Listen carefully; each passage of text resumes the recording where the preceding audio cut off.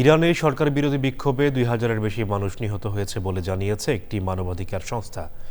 বিক্ষোভকারীদের ওপর কঠোর দমন পীড়নের কারণে দেশটির কর্মকর্তাদের সঙ্গে সম্ভাব্য বৈঠক বাতিল করে আন্দোলনকারীদের বিক্ষোভ চালিয়ে যাওয়ার আহ্বান জানিয়েছেন মার্কিন প্রেসিডেন্ট ডোনাল্ড ট্রাম্প। ইরানে বিক্ষোভ ঘিরে দেশটির বিরুদ্ধে কী পদক্ষেপ নেওয়া হবে সে বিষয়ে সিদ্ধান্ত নিতে উপদেষ্টাদের সঙ্গে বৈঠকে বসার কথা রয়েছে। ইরানের পররাষ্ট্রমন্ত্রী বলেছেন, যুক্তরাষ্ট্র যদি সামরিক পরীক্ষা করতে চায় তেহরান যুদ্ধের জন্য প্রস্তুত। বিস্তারিত মীর আমিরুল আলমের রিপোর্টে। অর্থনৈতিক অসন্তোষ থেকে শুরু হওয়া বিক্ষোভে এখনও উত্তাল ইরানের রাজপথ। টানা 2 সপ্তাহের বেশি সময় ধরে চলমান এ বিক্ষোভ এখন সরকার বিরোধী আন্দোলনে রূপ নিয়েছে।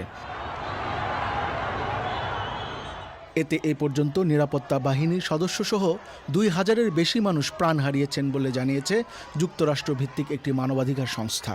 ইরানের এক সরকারি কর্মকর্তাও বার্তা সংস্থা রয়টার্সকে এমন তথ্য জানিয়েছেন। সপ্তম দিনের মতো ইরান জুড়ে বন্ধ রয়েছে ইন্টারনেট সংযোগ।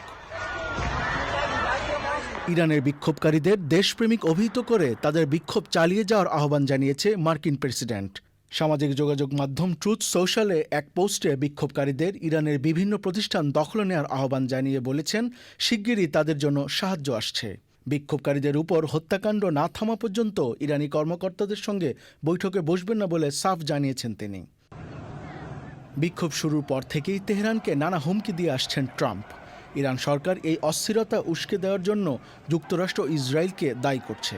ইরানের পররাষ্ট্রমন্ত্রী আব্বাস আরাগচি বলেছেন, ওয়াশিংটন যদি তেহরানের সামরিক পরীক্ষা নিতে চায় তবে ইরানও যুদ্ধের জন্য প্রস্তুত। তবে চলমান অস্থিরতার মধ্যেও যুক্তরাষ্ট্রের সঙ্গে যোগাযোগের পথ খোলা রয়েছে বলে মন্তব্য করেন তিনি। ইরানে বিক্ষোভ ঘিরে এরই মধ্যে সে দেশের সঙ্গে ব্যবসা করা রাষ্ট্রগুলোর উপর অতিরিক্ত 25% শুল্ক আরোপের ঘোষণা দিয়েছেন মার্কিন প্রেসিডেন্ট। ইরানে চলমান সহিংসতা নিয়ে গভীর উদ্বেগ প্রকাশ করেছেন জাতিসংঘের মানবাধিকার হাইকমিশনার ফলকার টুর্ক। উচ্চ মুদ্রাস্ফীতি এবং জীবনযাত্রার ক্রমবর্ধমান ব্যয়ের প্রতিবাদে গত 28 ডিসেম্বর রাস্তায় নামেন তেহরানের ব্যবসায়ীরা। অর্থনৈতিক অসন্তোষ থেকে বিক্ষোভ শুরু হলেও পরে তা সরকার বিরোধী আন্দোলনের রূপ নিয়ে সারা দেশে ছড়িয়ে পড়ে। মীর আমিরুল আলম, চ্যানেল আই।